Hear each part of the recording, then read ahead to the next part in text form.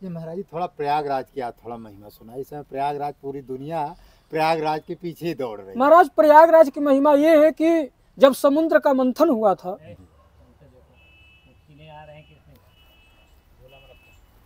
चलो जब समुद्र का मंथन हुआ था तो समुद्र मंथन में अमृत भी निकला, विष भी निकला। बोलते रहो आप अपना काम। तो समुद्र जहर भी निकला, ना जाने कितने कितने वस्तुएं निकली उसमें से। तो जब समुद्र निकला तो अमृत जब निकला तो अमृत को देवता और दैत्यों में विवाद पैदा हो गया। देवता कहते अमृत मैं पीऊंगा और वो कहते हैं कि दानव कहते हैं कि नहीं मैं पीऊंगा।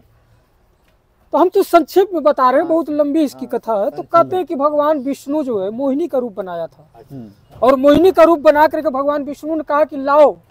जब दानव जब अमृत का घड़ा लेकर के भाग रहे थे तो भगवान ने मोहिनी का रूप बना लिया। और भगवान का इतना सुंदर रूप, इतनी सुंदर रूप, सोचिए जहाँ साक्षात जगदीश ही स्त्री का रूप बनाए हों, उस रूप का कौन वर्णन कर सकता है। ये हमारे चित्र ये प्रयागराज में कैसे कुंभ आया? हाँ, तो वही जो है अमृत का घड़ा लेकर के जब भाग रहे थे तो मोहिनी रूप भगवान बना करके अमृत ले लिया था।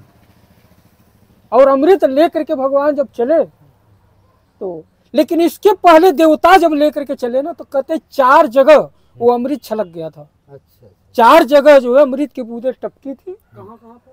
तो एक प्रयागराज में, दूसरा हरिद्वार में, तीसरा उज्जैन और चौथा नासिक। तो अमृत के 4 बूंद टपकने के कारण ये 4 जो है कुंभ लगते हैं। उसी घड़े से गिरे जी, इसी घड़े की वजह से उसको कुंभ। हाँ, जैसे स्वामी, हाँ जैसे स्वामी जी ने हमारे पूछा, तो इसके उत्तर में यही है कि जो 4 अमृत के बूंद जो टपके थे धरती पे, तो यही 4 कुंभ लगने लगे। तो संतों ने बड़े उल्लास और हर्ष के साथ इसको भव्य कुंभ के रूप में मनाया। ये महाराज जो 12 साल में महाकुंभ है, इसकी क्या महिमा है?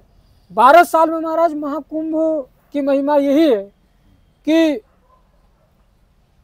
जो मतलब देखिए हमारे प्रयागराज में 6 वर्ष पर अर्धकुंभी और 12 साल पर महाकुंभी लगता है।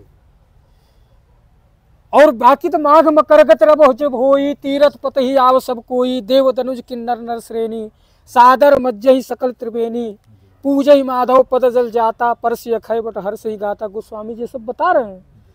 तो प्रत्येक साल माघ महीने में कुंभ नहीं, प्रत्येक साल माघ मेले में ये मेला लगता है, लेकिन 12 साल पर महाकुंभ लगता है।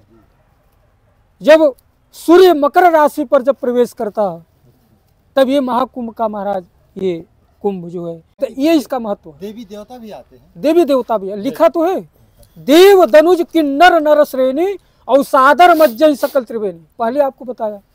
तो ये देवता भी मनुष्य का रूप बना करके और आकर के गंगा में संगम में स्नान करते हैं, संतों का दर्शन करते हैं, सत्संग करते हैं। ये मतलब कुंभ का महत्व है। अच्छा महाराज, वहाँ जो दान पुण्य किया जाता है, लोग दान पुण्य करते हैं, तो कुंभ, ये महाकुंभ में दान पुण्य का क्या महिमा है? ये महाराज इसकी तो बहुत ज्यादा विशेष महिमा है। विशेष का मतलब ये होता है कि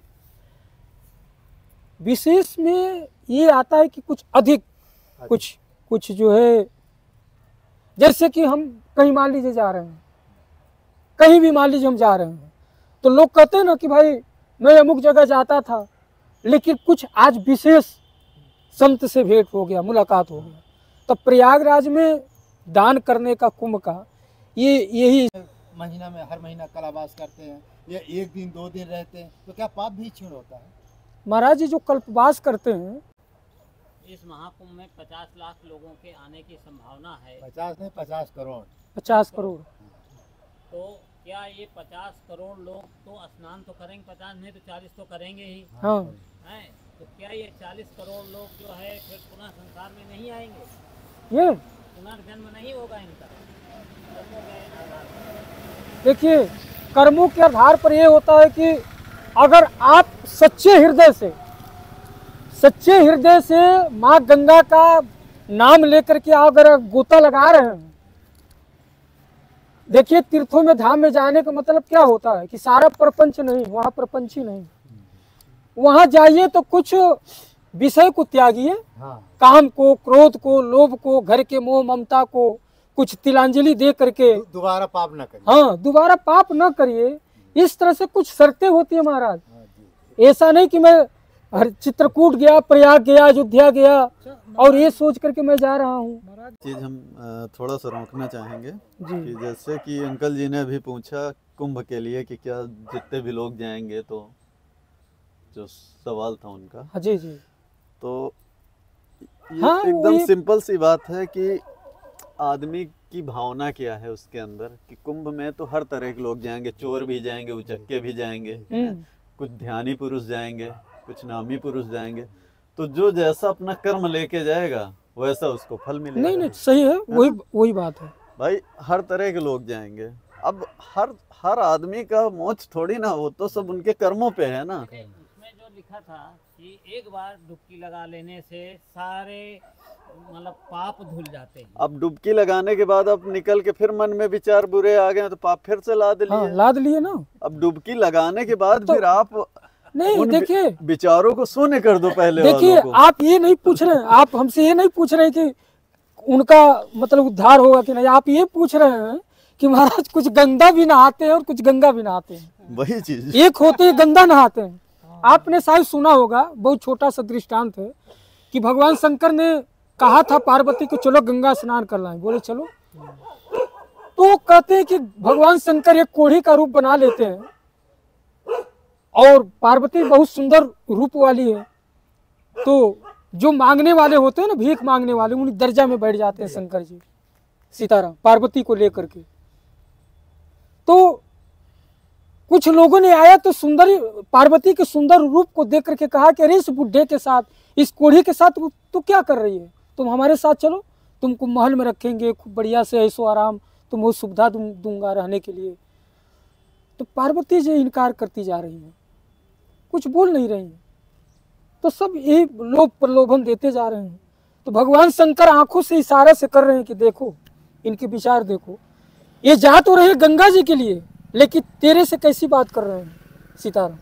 लेकिन एक पुरुष ऐसा आता है जो भगवान शंकर को गड्ढे में पड़ा हुआ देखकर पूछता है ये कौन लगते हैं तुम्हारे। बोले हमारे पति हैं, बड़े दुखी हैं, ये गड्ढे में पड़े हुए हैं, इनको कोई निकालने के लिए भी नहीं है। तो वो व्यक्ति उनको गड्ढे में से निकाल करके बाहर लाता है और स्वच्छ जगह पर बैठा करके उनको पानी भी पिलाता है और कहता है कि ठीक है इनका ख्याल करना, तुम इनकी पत्नी हो। इतना कह करके वो गंगा जी जाता है नहाने के लिए। तब शंकर जी मुस्कुरा कर कहे कि लाख आदमी में एक व्यक्ति गंगा नहाने गया, लाख आदमी में एक व्यक्ति, लाखों व्यक्ति में एक व्यक्ति गंगा नहाने। तो जैसे हमारे भाई साहब ने पूछा, इसके उत्तर में ही है कि कुछ गंगा भी नहाने जाते हैं और कुछ गंगा भी नहाने जाते हैं।